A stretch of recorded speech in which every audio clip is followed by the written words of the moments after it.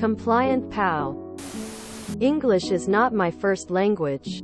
Sorry if there are some rough spots. My grandfather, 1924, died some 20 years ago, but I recently got the letters he wrote as a prisoner of war to his family. 19,441,946. I am creating digital copies of the letters, and while most are very heavy, sad and personal, I came across 2 letters written in a brighter mood with some malicious compliance. He was a prisoner of the U.S. forces and POWs had to work, mostly helping with construction of barracks, rebuilding infrastructure and such. Of course they complied and did what they were told to do. But only what they were told. Nothing more. Nothing less. Letter number 1. One day they had to carry construction lumber from A to B, and each one grabbed a single piece of lumber and went on their way. An American guard thought that that wasn't enough and wanted them to carry at least 2 at once, but with the language barrier the order given was in blend of German and English. Hey, nimm 2 and das. Quote, so they did comply. 2 prisoners would carry a single lumber, and they refused to understand any other meaning. The letter doesn't state the immediate fallout, and it seems that he enjoyed this little act of resistance. A few days later, letter number 2 mentions some kind of malicious justice from the guards. A local bakery is finally restored, and the camp received a load of fresh-baked farmers' rolls. Rolls made from dark bread dough. Everyone got a ladle of soup and 2 rolls. Except when my grandfather and his friends were up, one guard said with probably the biggest grin, "No, nimm 2 and das." Quote, the joke was not lost on my grandfather, but he was utterly destroyed to miss out on these freshly baked rolls, as food was scarce and often there was only water soup with old bread edges. Looks like your grandpa had a great sense of humor, even when his situation was dire. The balls to maliciously comply in a POW camp of all places. My Phil was assigned to guard a German spy awaiting execution. They became friendly as he spoke passable English. He made Phil some scrimshaw-style art. Some of my family couldn't understand why. Phil was going to be the last friendly face this man would ever see. We had a German prisoner of war camp near where I live. From the U.S. perspective, the shelter and food were minimal and the work hard.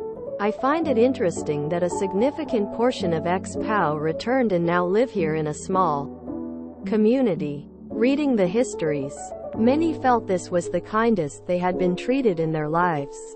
War is terrible, especially on your own people. For them to perceive being a POW was better than what they left is sobering. Sounds like your grandpa learned to roll with it. Twice. On a more serious note, it's good that he was able to keep his morale up in such difficult times. My grandfather had the opposite story. As a guest of the German government in Polish lodgings, he was shot down as part of the U.S. Army Air Corps. When he left Germany, he was 90 pounds. Remember, kids, when you are a prisoner of war, you want to be taken captive by the winning side. It would really help to know 1. What the guard meant to say, translated into English, and 2. What he literally said in German that your grandfather was maliciously complying to. Those letters are great. Treat them well. That is a great story about your grandfather. Thanks for sharing. Smile.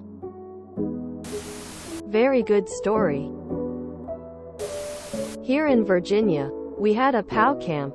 The Germans were treated so well that some of them immigrated after they were repatriated. I am grateful that you are documenting this history. So many stories fell silent, for so many reasons, but after enough time, it just seems important to acknowledge that the people suffer on all sides of war. And even here in America, we believe lies that divide us. Have we learned nothing? Sometimes it's good to remember. Thank you. My grandfather was in the U.S. Army during World War II and fought in the Ardennes. He died a few years ago. He didn't really talk much about his time in the war. I wonder if his path ever crossed with your grandfather's. I think I love your grandfather. My grandfather was also a POW. His favorite story was telling us about the camp general that the American POWs called Barrelass. One day Ol Barrelass lined them all up and asked who were farmers. No one answered, so he picked my grandfather and told him to drive the tractor. Though Grandpa was a farmer, he tried to refuse and say he didn't know how.